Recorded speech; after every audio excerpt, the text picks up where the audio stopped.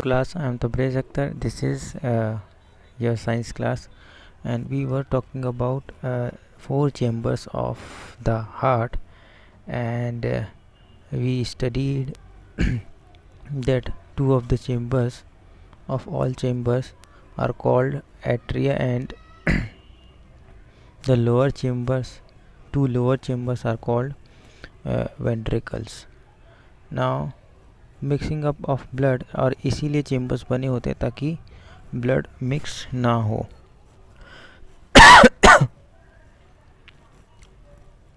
Next page में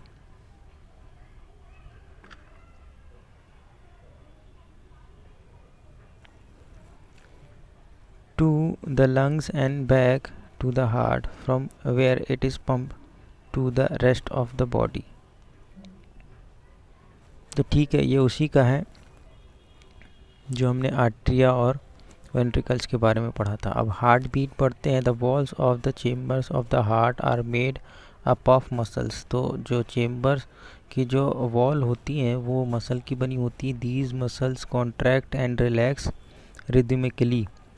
ठीक है, ये जो मसल है ये सिकुड़ती है और फिर रिलैक्स होती है, यानी वापस से अपनी पोजीशन में आती हैं एक रिदम में. ठीक है, this rhythmic contraction followed by its relaxation constitute a heart beat. और इसी रिदम की वजह से जो होता है हार्ट बीट बनती है या हार्ट बीट सुनाई पड़ती है.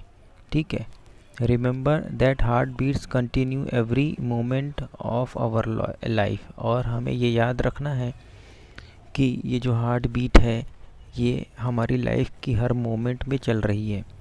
If you place your hand on the left side of your chest you can feel your heart beat. और अगर आप अपने चेस्ट में हाथ रख के देखते हैं तो आप हार्ट बीट को फील कर सकते हैं. And the doctor feels your heart beats with the help of an instrument called stethoscope. और डॉक्टर जो है वो हार्ट बीट को एक डिवाइस से चेक कर पाते हैं जिसको हम कहते हैं स्टेथोस्कोप. ठीक है, ये डिवाइस आपके इस फिगर में भी बनी हुई है, आप इस फिगर को देख सकते हैं. A doctor uses the stethoscope as a device to amplify the sound of the heart. तो ये एक्चुअली में ये जो डिवाइस है ये करता क्या है, ये एम्पलीफाई करता है हार्ट बीट का जो साउंड है उसको थोड़ा तेज़ कर देता है. इसी वजह से हमें वो सुनाई पड़ने लगता है साफ साफ. ठीक है, इसी को कहते हैं एम्पलीफाई करना. It consist of a chest piece that carries a sensitive diaphragm. ठीक है, तो ये कैसे बना होता है, एक चेस्ट पीस से मिलके बना होता है.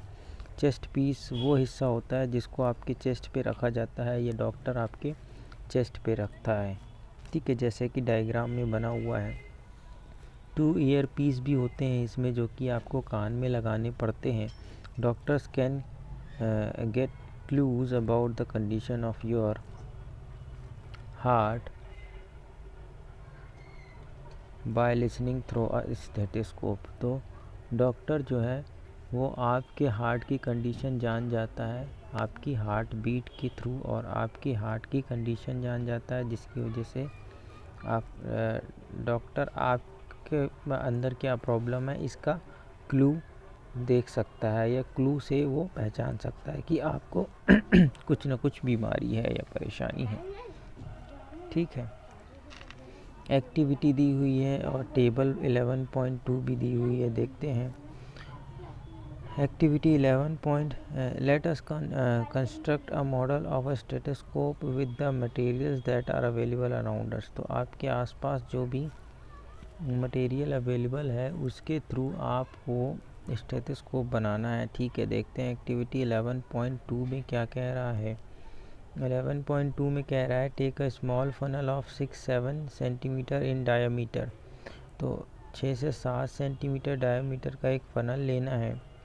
ठीक है, फिक्स अ रबर ट्यूब, और उसमें एक रबर ट्यूब लगाना है 50 सेंटीमीटर लंबी. ठीक है, tightly on the stem of the funnel. देखो जिस टाइप से ये रबर लगा रहा है उस टाइप से आपको रबर लगाना है. Stretch a rubber sheet on a mouth of the funnel. Funnel के माउथ में स्ट्रेच करना है रबर शीट को. ठीक है, उसके बाद mouth of the funnel and fix it tightly with the rubber band, और इसको रबर बैंड के थ्रू टाइट कर देना है. Put the open end of the tube on one of your ears, तो उसका दूसरा एंड जो है वो अपने कानों पे लगाना है. और जो है तो आप नीचे की तरफ कोई भी चीज़ पुट कर सकते हो. On stretch the rubber sheet और a balloon on the mouth of the funnel and fix tightly with the rubber band. ठीक है. Put the open end of the tube on your ears, तो उसी tube का open and देखिए, नीचे से लंबी ट्यूब लगी रहेगी तो वो आपके कानों तक जाएगी. तो अगर ना हो तो एक लंबी ट्यूब लगा सकते हैं. ठीक है.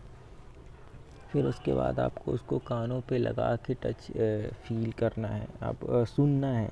तो आपको सुनाई पड़ेगी हार्ट बीट. अब यहाँ पे टेबल है, इसमें क्या करना है, name of the student, student का नाम, वाइल रेस्टिंग आफ्टर रनिंग. अब जब रेस्टिंग पोजीशन में वो होता है, यानी शांत पोजीशन में होता है, यानी कोई काम नहीं कर रहा होता है, तो उस टाइम पे हार्ट बीट चेक करना है. और उसके बाद पल्स रेट चेक करना है. ठीक है. पल्स रेट के बारे में जो मैंने आपको लास्ट चैप्टर में बताया था. ठीक है. फिर उसके बाद आफ्टर रनिंग 4 to 5 मिनट्स, दौड़ने के बाद हार्ट बीट चेक करना और पल्स रेट चेक करना है. ठीक है. ये दोनों चीज़ मैंने आपको बताई हुई है, और जो आप उस के अकॉर्डिंग इसको फिलअप कीजिएगा.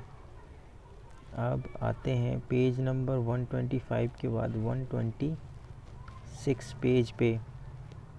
ठीक है. The mouth of the funnel on your chest near the heart. Now try to listen carefully. Do you hear a regular thumping sound? The sound is that of heartbeats. तो ठीक है, जैसे ही आप कान पे लगाएंगे तो आपको एक साउंड सुनाई देगा, थम्पिंग साउंड, जो कि आपके हार्ट का है. How many times did you heart beat in a minute? 1 minute में हार्ट बीट कितनी बार बीट हो रहा है. Count again after running 4-5 minutes, और 5 मिनट दौड़ने के बाद आप इसको ऑब्ज़र्व कीजिए कि अब कितना हो रहा है. Record your own pulse rate and heart beat and that of your friends while resting and after running and record in table 1.11.2. अब दौड़ने के बाद और रेस्टिंग पोजीशन में अपनी भी और अपने फ्रेंड की भी हार्ट बीट और पल्स रेट आप मेजर कीजिए और उसकी टेबल बनाइए.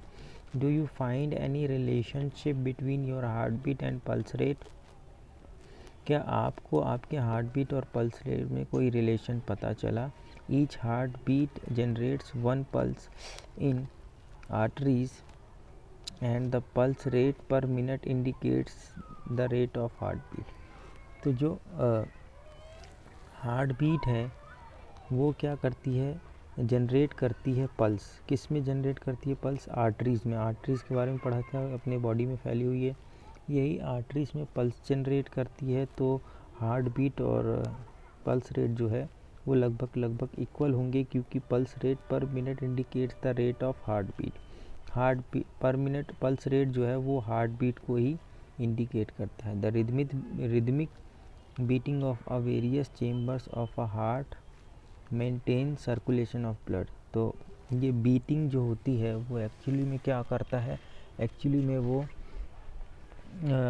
सर्कुलेशन ऑफ ब्लड के सर्कुलेशन को मेंटेन करता है. And transport of substances to the different parts of the body, और जो है तो वो बहुत से चीज़ों को ट्रांसपोर्ट करता है बॉडी के डिफरेंट पार्ट में. ठीक है. Boojho. Wonder if sponges and hydra also have blood. तो बूझो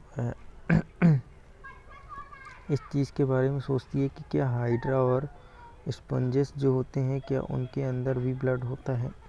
ठीक है. Animals such as sponges and hydra do not possess any circulatory system. तो ये जो हाइड्रा और स्पंजेस की बात करें, जो बहुत छोटे ऑर्गेनिज्म कहलाते हैं, हाइड्रा और स्पंजेस जो हैं छोटे कहलाते हैं. The water in which they live bring food and oxygen. ठीक है. तो इनमें कोई सर्कुलेटरी सिस्टम नहीं होता. ठीक है. जो वाटर में, जिस पानी में ये रहते हैं, वही उनके लिए फूड और ऑक्सीजन कैरी किया हुआ होता है। As it enters their bodies, the water carries away waste materials and carbon dioxide as it moves out। ठीक है, तो वाटर के थ्रू ही इनको जो कुछ भी इनकी बॉडी में होता है वो सब वाटर से ही मिलता है। The water in which they live brings food and oxygen as it enters their bodies, क्योंकि ये उनकी बॉडी में इंटर करते हैं तो ऑक्सीजन और फूड दोनों ही लेके उनकी बॉडी में इंटर करते हैं। ये बहुत हाइड्रा जो है माइक्रो ऑर्गेनिज्म होता है, जो ऐसे आपको दिख नहीं सकता, आपको माइक्रोस्कोप से दिखेगा। ठीक है, the water carries away waste materials and carbon dioxide as it moves out और वही वाटर जो उनकी बॉडी से होके गुज़र जाता है तो वो वेस्ट मटेरियल और कार्बन डाइऑक्साइड को बाहर कर देता है उनकी बॉडी से।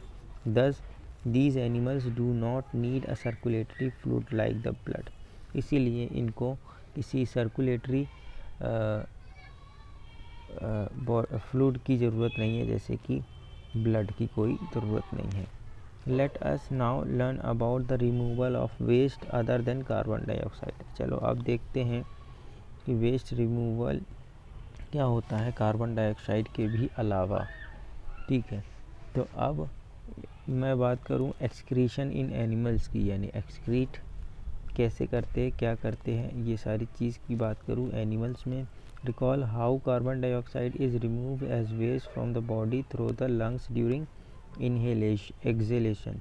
ठीक है, अब आप ये ध्यान दीजिए कि आपने पढ़ा हुआ है कि जो CO2 रिमूव होती है वो कैसे रिमूव होती है, वो लंग्स के थ्रू रिमूव होती है एक्सहेलेशन में, यानी जैसे ही आप बाहर सांस छोड़ते हो बाहर की तरफ। ठीक है, also recall that the undigested food is remove during egestion. ठीक है, और ये भी रिकॉल कीजिए कि जो फूड डाइजेस्ट नहीं होता वो रिमूव हो जाता है इजेशन के थ्रू, जो कि हमने चैप्टर नंबर 2 या 3 में या फिर 1 में पढ़ा था। Let us now find out how the other waste materials are remove from the body. अब हम देखते हैं कि कौन से अदर वेस्ट मटेरियल हैं जो कि हमारे बॉडी से रिमूव होते हैं। You may wonder where these unwanted materials come from, और आप इसके लिए वंडर हो जाओगे कि कहाँ से ये मटेरियल आते हैं। When our cells perform their functions certain waste products are released. जैसे ही सेल जो है कोई फंक्शन करती है, यानी सेल तो काम करती रहती है ना, सबसे छोटा स्ट्रक्चर हमारी बॉडी में सेल ही है। ठीक है, और हर सेल काम करती है, उसका एक काम होती है। Certain waste product are released, और कुछ वेस्ट प्रोडक्ट जो है वो रिलीज़ होता है। These are toxic and hence need to be remove from the body, और ये जो होते हैं टॉक्सिक होते हैं, इसीलिए इनको बॉडी से रिमूव करना बहुत ज़रूरी होता है। ठीक है, the process of removal of waste produced in the cells of the living organisms is called excretion। the process of removal of waste, तो इसी प्रोसेस को जिसमें आपका वेस्ट जो होता है रिमूव होता है, जो कि सेल में प्रोड्यूस हो रहा है वेस्ट, ठीक है, किसी भी लिविंग ऑर्गेनिज्म के, इसको हम कहते हैं excretion. The parts involve in excretion forms the excretory system. तो जितने पार्ट्स इन्वॉल्व होते हैं एक्सक्रीशन में, तो ये मिल के एक्सक्रीटरी सिस्टम बनाते हैं। Excretory system in humans. अब ह्यूमंस में एक्सक्रीटरी सिस्टम क्या होता है? The waste which is present in the blood has to be remove from the body. तो जो ब्लड में वेस्ट है उसको हमें बॉडी से रिमूव करना ज़रूरी है। How can this be done? इसको कैसे किया जा सकता है? A mechanism to filter a blood is required. एक मैकेनिज़्म हमें चाहिए जो कि फ़िल्टर को जो कि ब्लड को फ़िल्टर कर सके। ठीक है, जाहिर सी बात है बिना फ़िल्टर किए साफ़ तो नहीं हो पाएगा। This is done by the blood capillaries in the kidneys. ठीक है, तो ये किसके द्वारा कंप्लीट किया जाता है? Blood capillaries in the kidneys. Kidneys में जो ब्लड कैपिलरीज होती हैं ये उनके द्वारा किया जाता है। When the blood reaches the two kidneys, जब खून जो है, ब्लड जो है वो किडनी के पास पहुंचता है, it contains both useful and harmful substances. तो उसमें क्या होता है कि यूज़फुल और हार्मफुल दोनों सब्सटेंस होते हैं। The useful substances are absorb back into the blood. तो यूज़फुल सब्सटेंस जो है वो एब्जॉर्ब कर लिया जाता है ब्लड में। The waste dissolve in water are removed as urine. The useful substance into the blood and the waste dissolved in water are removed as urine और जो वेस्ट होता है वो वाटर में डिज़ोल्व होके रिमूव हो जाता है, जिसको हम यूरिन कहते हैं। ठीक है, from the kidneys the urine goes into the urinary bladder. तो अब किडनी से क्या होता है, यूरिन जो होती है जिसे हम पेशाब कहते हैं, वो जो है तो किडनी से होकर के यूरिनरी ब्लैडर में जाती है। ठीक है,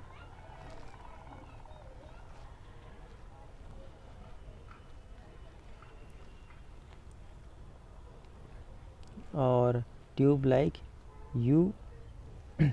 यूरेटर्स। अब इस डायग्राम को देखते हैं कि इसमें ऊपर किडनी दिया हुआ है, किडनी के बाद यूरेटर यानी एक पाइप बनी हुई है, यूरिनरी ब्लैडर है। ये ब्लैडर के बारे में अभी मैंने बताया कि किडनी से फिर ब्लैडर में जाता है। ठीक है, यूरेटर्स के थ्रू जाता है ना। फिर उसके बाद यूरेथ्रा और उसके बाद यूरिनरी ओपनिंग। अब आगे पढ़ते हैं। यूरेटर ब्लैडर में पहुंच गया। ठीक है, it is stored in the bladder as it passed out through the urinary opening at the end of the muscular tube called urethra. ठीक है, उस ब्लैडर में स्टोर होता है, फिर उसके बाद जो ओपनिंग होती है, ठीक है, उस ओपनिंग के थ्रू निकल जाता है। ठीक है, और जो एंड पार्ट जो होता है उसको कहते हैं यूरेथ्रा। ठीक है, जैसे कि आपको दिया हुआ है इस 11.6 फिगर में। The kidneys, ureters, bladder and urethra form a excretory system. तो ये चारों मिलके एक्सक्रीटरी सिस्टम बनाते हैं। Now an adult human being normally passes about 1 to 1.8 litre of urine in 24 hours. एक अडल्ट जो होता है, एक वयस्क इंसान जो होता है, यानी जिसकी उम्र 20 से 30 साल या 35 साल होगी, 40 साल, ठीक है, तो उसका एक नॉर्मल इंसान का जो यूरिन पास होता है वो 1 से 1.8 लीटर होता है 24 घंटे में। The urine consist of 95% of water. तो यूरिन जो होता है उसमें 95% ऑफ वाटर होता है और 2.5% urea and 2.5% other waste product होते हैं। ठीक है, अब आते हैं। We have all experience that we sweat on a hot summer day. तो हमने सबने एक्सपीरियंस किया कि हमें पसीना आता है समर डे में यानी गर्मियों में।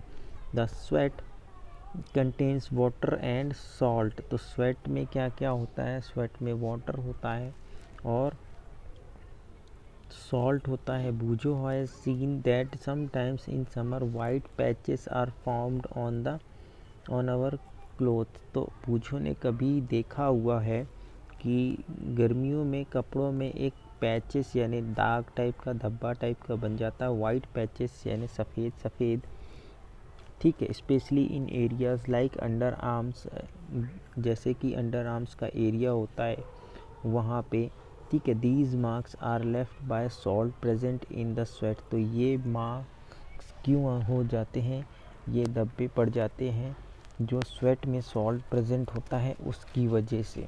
The sweat serve any other function, क्या स्वेट जो है वो कोई और फंक्शन भी सर्व करता है? We know that the water kept in an earthen pot, that means matka is cooler. हमने देखा हुआ है कि जो पानी मटका में रखा होता है वो ठंडा होता है।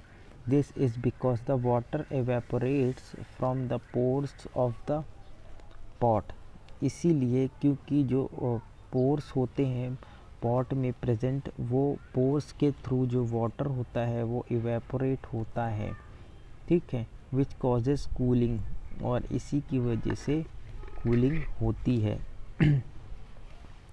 ठीक है। अब पहली wants to know whether other animal also urinate। अब पहली ये भी जानना चाहती है कि इस बॉक्स में दी हुई चीज़ हम पढ़ते हैं, the way in which waste chemicals are removed from the body of the animal depends on the availability of water, ठीक है। तो जो वेस्ट मटेरियल रिमूव होता है वो किसके ऊपर डिपेंड करता है? वेस्ट केमिकल्स जो रिमूव होते हैं वो किसके ऊपर डिपेंड करते हैं? अवेलेबिलिटी ऑफ वाटर के ऊपर डिपेंड करते हैं, यानी पानी है या नहीं है। Aquatic animals are like fishes excrete cell waste as ammonia which directly dissolve in water. तो एक्वेटिक एनिमल्स होते हैं जैसे कि मछलियाँ होती हैं, वो वेस्ट जो सेल का वेस्ट जो होता है वो रिमूव करती है एज अमोनिया, यानी अमोनिया के रूप में, और डायरेक्टली वो पानी में डिज़ोल्व हो जाता है। Some land animals like birds lizard and snakes excrete semi solid white coloured compound. कुछ एनिमल्स होते हैं जैसे कि चिड़िया हो गई और लेजर्ड हो गई और स्नेक होते हैं, ये सेमी सॉलिड वाइट कलर का कंपाउंड जो है उसको एक्सक्रीट करते हैं यानी छोड़ते हैं, और जिसको हम कहते हैं uric acid. The major excretory product in humans is urea, और हमारे बॉडी में, ह्यूमंस के बॉडी में जो एक्सक्रीटरी प्रोडक्ट है वो यूरिया है। Sometimes a person's kidneys may stop working due to infection or injury. Sometimes a person's kidney may stop working। कभी कभी क्या होता है कि किसी आदमी की जो किडनी है वो काम करना बंद कर देती है किसी इन्फेक्शन की वजह से। As a result of kidney failure waste products start accumulating in the blood. तो किडनी फेलियर की वजह से जो वेस्ट प्रोडक्ट है वो ब्लड में रहा जाता है, ठीक है, ब्लड में रह जाता है। Such persons can not survive unless their blood is filtered.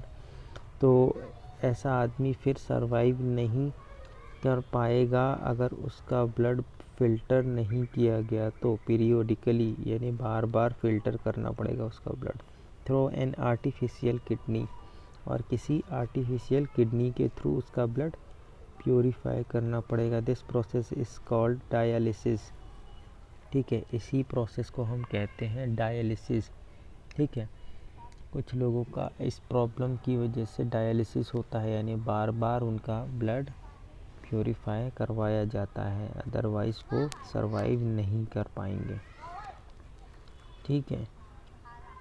अब आते हैं आगे, यानी नेक्स्ट पेज पे। Similarly when we sweat it helps to cool our body, ठीक है। तो जैसे हम हमारे बॉडी में स्वेट आता है तो इट हेल्प्स टू कूल, ये हमारी बॉडी को ठंडा रखने में मदद करता है। जैसे कि अर्थन पॉट की बात किया था, पोर्स जो होते हैं वो एवेपोरेट कर देते हैं, ठीक है। अब आते हैं 11.3 transport of substances in plant. अब सब्सटेंस ट्रांसपोर्ट प्लांट में कैसे होते हैं ये हम जानेंगे 11.3 में। In chapter 1 you learned that plants take water and mineral nutrients from the soil through the roots and transport it to the leaves. Chapter 1 में हमने देखा कि प्लांट्स जो है वो वाटर और मिनरल और न्यूट्रिएंट्स जो लेता है सॉइल से, ठीक है, थ्रू द रूट्स के थ्रू एंड ट्रांसपोर्ट कर देता है इसको लीव्स तक, ठीक है। The leaves prepare food for the plant, और लीव्स जो है वो प्लांट के लिए फूड प्रिपेयर करती है using the water and carbon dioxide during photosynthesis. तो फोटोसिंथेसिस करके कार्बन डाइऑक्साइड एंड वाटर का यूज़ करके फूड प्रिपेयर करती है क्या, leaves. You also learn in chapter 10 that food is the source of energy, और हमने ये भी देखा कि फूड जो है वो एनर्जी का सोर्स है चैप्टर नंबर 10 में। And every cell of organism get energy by break down of glucose, और सेल जो होती है वो एनर्जी कहाँ से प्राप्त करती है, कहाँ से लेती है, ग्लूकोज का ब्रेक डाउन करके उसको एनर्जी मिल जाती है। The cells use this energy to carry out vital activities of life. तो एनर्जी का यूज़ करती है सेल जो है, जो वाइटल एक्टिविटीज़ उसको करनी होती है, उस एक्टिविटीज़ के लिए इस एनर्जी का यूज़ करती है। Therefore food must be made available to every cell, इसीलिए सेल के लिए फूड का अवेलेबल होना बहुत ज़रूरी है। Have you ever wondered how water and nutrients absorbed by the root, क्या आपने कभी सोचा है कि वाटर एंड न्यूट्रिएंट्स कैसे अब्जॉर्ब किए जाते हैं by the root and are transported to the leaves, और ट्रांसपोर्ट किए जाते हैं लीव्स को। How is this food prepared by leaves carried, how is the food prepared by leaves carried to the parts which can not make food, और कैसे carry करके वहाँ तक ले जाया जाता है जहाँ जो पार्ट फूड को नहीं बना सकता। Transport of water and minerals, पानी का transport of water and minerals का और वाटर्स का ट्रांसपोर्ट करना, ठीक है। Plants absorb water and minerals by the root, plant जो है वो अब्जॉर्ब करता है water and minerals by root. The roots have not hair, roots के पास हैव रूट हेयर्स, रूट्स के पास जो होता है वो रूट हेयर होता है, ठीक है। रूट के पास क्या होता है, रूट हेयर होता है, यानी उसको हम कहते हैं, अब हेयर को हम तो बाल कहते हैं, ऐसे ही रूट हेयर यानी उसके बाल के जैसे छोटे छोटे उसके ट्यूब्स टाइप के मान लीजिए होते हैं, ठीक है। अब क्या होता है फिर उसके बाद, the root hair increase the surface area of the root for absorption, तो रूट हेयर जो होते हैं वो सरफेस एरिया को बढ़ा देते हैं, यानी वो ज़्यादा जगह घेर लेता है, फैल जाता है, ठीक है। घना होता है तो इसीलिए बिछा हुआ होता है ज़मीन के अंदर, जिसकी वजह से पानी ज़्यादा सोख सकता है, ठीक है। And mineral nutrients dissolve in water, और जो पानी में मिनरल्स और न्यूट्रिएंट्स है उस चीज़ को भी वो एब्जॉर्ब कर लेता है। The root hair is in contact with the water present between the soil particles, तो रूट हेयर जो होता है वो कहाँ पे प्रेजेंट होता है, जो पानी में सॉइल में जो वाटर पार्टिकल्स हैं, ठीक है, तो वो उसके कांटेक्ट में होता है, ठीक है भाई। सॉइल में जो है तो जड़ें जो हैं वो धसी हुई हैं, अब सॉइल में जैसे ही पानी दिया जाएगा, मिट्टी में जैसे ही पानी दिया जाएगा तो वो किसके कांटेक्ट में आएगा, वो जड़ों के कांटेक्ट में आएगा पानी, ठीक है, और वहाँ से वो सोख लेते हैं, ठीक है। Can you guess how water moves from the root to the leaves, तो आपने कभी गेस किया कि कैसे वाटर जो है, can you guess how water moves from the root to the leaves, root से लीव्स तक वो कैसे मूव करता है पानी। What kind of transport system is present in plants, किस टाइप का ट्रांसपोर्ट सिस्टम प्रेजेंट होता है प्लांट में। ये चीज़ नेक्स्ट पेज में हमें मिल जाएगा।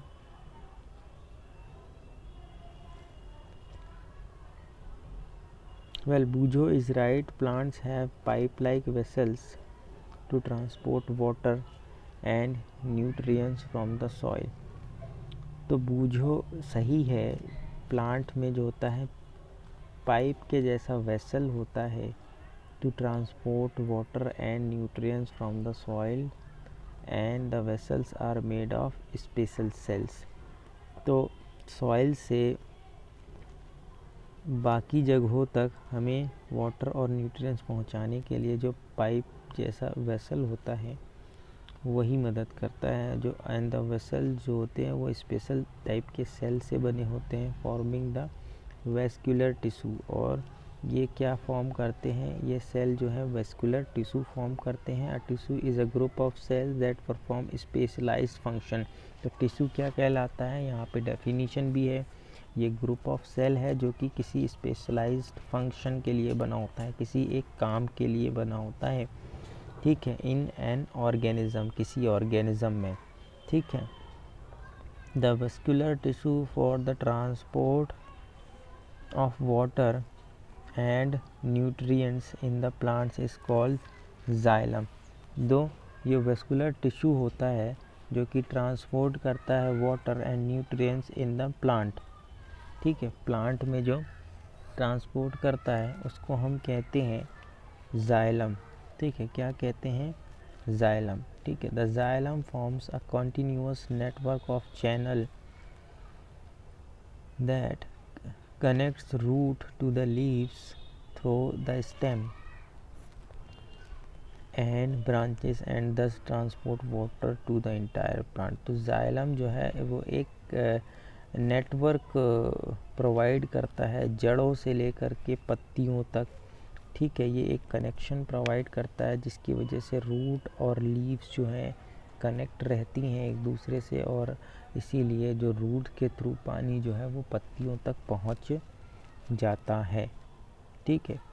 You know that leaves synthesise food, और हमें पता है कि जो लीव्स होती हैं वो फूड सिंथेसाइज करती हैं, यानी वो फूड बनाती हैं। The food has to be transported to all parts of the plant, और यही फूड को सारे पार्ट्स में पहुंचना भी ज़रूरी है। This is done by the vascular tissue called the phloem, ठीक है,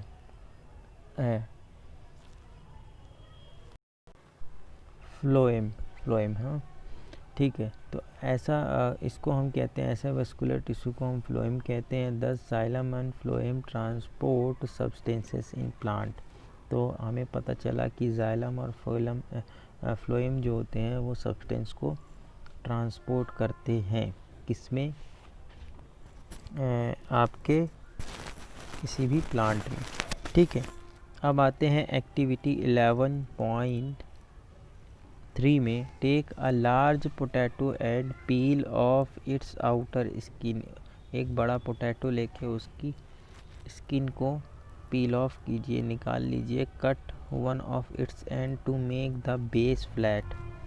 एक एंड को काट करके इसका बेस जो है फ्लैट बना लीजिए। Now make a deep and hollow cavity on the opposite side, और उसमें एक डीप और कैविटी, हॉलो कैविटी बनाइए, ठीक है। ये देखिए यहाँ पे बनाया हुआ है, ठीक है, कैविटी यानी होल, ठीक है। Now make a deep hollow cavity on the opposite side. Now fill half of the cavity with sugar solution and mark the level by inserting a pin in the wall, ठीक है। अब उसके बाद उसमें आधा जो है वो शुगर सोल्यूशन डाल दीजिए। Put the potato into a dish containing a small amount of water. अब उसे किसी ऐसी डिश में डाल दीजिए जिसमें पानी रखा हो. Make sure that the level of water is below the level of the pin. तो आपको ये ध्यान रखना है कि आपने जो पिन लगाया हुआ है वो किस में लगाया हुआ है. जहाँ तक शुगर भरी है वहाँ तक में एक पिन लगा दिया है. और आपको ये ध्यान रखना है कि लेवल ऑफ वाटर जो है वो इस पिन के नीचे ही हो. ठीक है. And allow the apparatus to stand for a few hours. अब इसी apparatus को जो कुछ बनाया है आपने उसको कुछ घंटे तक रखना है. You would find an increase in the level of sugar solution. आप ये देखोगे कि जो शुगर सोल्यूशन है उसमें उसका लेवल जो है वो इंक्रीज़ हो गया है. How did water get inside the potato for very short distance. Water can move from one cell to another. तो कैसे वाटर जो है वो चला गया पानी के अंदर. ठीक है. For very short distances water can move from one cell to another cell. किसी शॉर्ट डिस्टेंस में क्या होता है, बहुत कम डिस्टेंस में वाटर जो है एक सेल से दूसरे सेल में ट्रांसफ़र होके जाती है. In the same way the water reaches xylem vessels for of the root from the soil. और इसी तरीके के से जाइलम में भी होता है. जाइलम वेसल्स में कैसे पानी जाता है, सॉइल से पानी जाइलम वेसल में कैसे जाता है, कुछ ऐसे ही. ठीक है. अब ट्रांसपीरेशन क्या होता है. In class 6 you learn that plants release a lot of water by the process of transpiration. हमने क्लास 6 में पढ़ा है कि प्लांट जो है बहुत सा पानी रिलीज़ कर देता है इस प्रोसेस के थ्रू, ट्रांसपीरेशन के through. Plants absorb mineral nutrients and water from the soil. Plants जो है वो अब्जॉर्ब करता है मिनरल न्यूट्रिएंट्स और साथ साथ में वाटर. और किससे अब्जॉर्ब करता है, सॉइल से. Not all the water absorb in utilise by the plant. तो सारा जो भी पानी उसने अब्जॉर्ब किया सारा यूटिलाइज नहीं हो पाता, यानी सारा उसके काम में नहीं आ पाता. The water evaporates through the stomata. और ये वाटर जो है वो इवेपोरेट होता है स्टोमेटा के थ्रू, जो कि पत्तियों में होते हैं, प्रेजेंट होते हैं on the surface of the leaves. ठीक है. लीव्स की सरफेस में जो प्रेजेंट होते हैं. ठीक है. तो ये हो गया ट्रांसपीरेशन के बारे में. अब I think there is a change in activity 11.3 as we compare to old book and new book.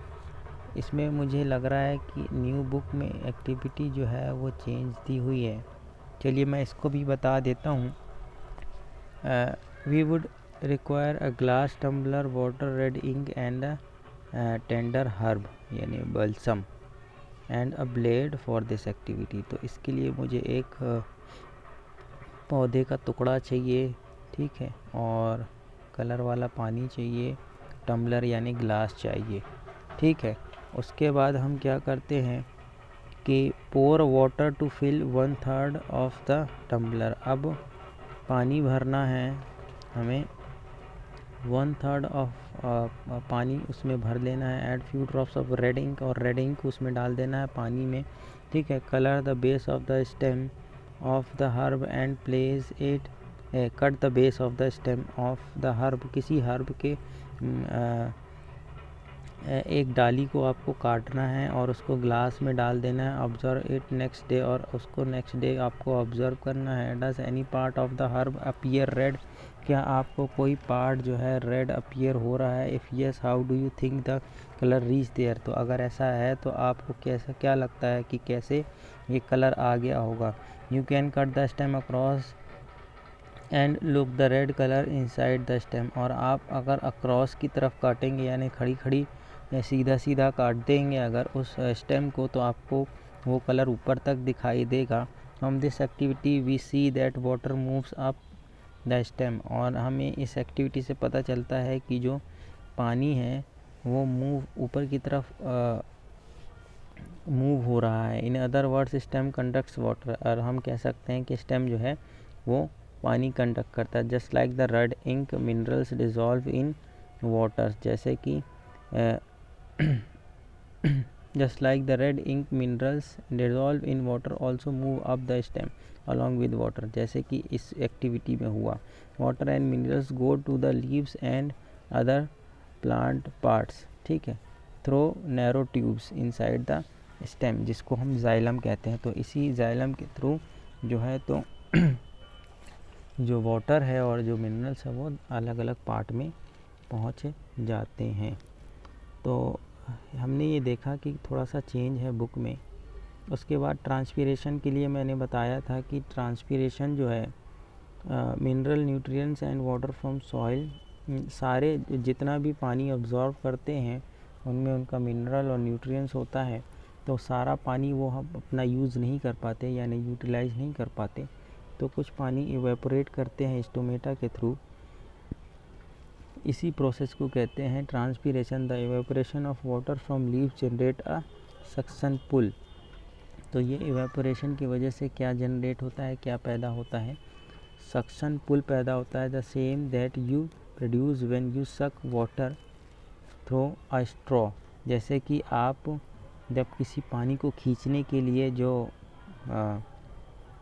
Suction produce करते हो, है ना, जब स्ट्रॉ से कोई पानी खींचते हो तो एक सक्शन प्रोड्यूस होता है जिसकी वजह से पानी ऊपर आता है, ठीक है।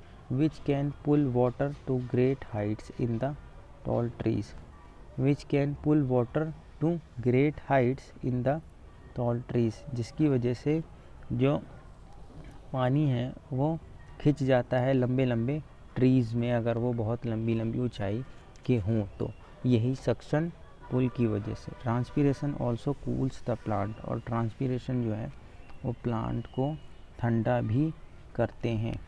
तो ये था आपका चैप्टर नंबर 11 जो कि मैंने पूरा एक्सप्लेन कर दिया है।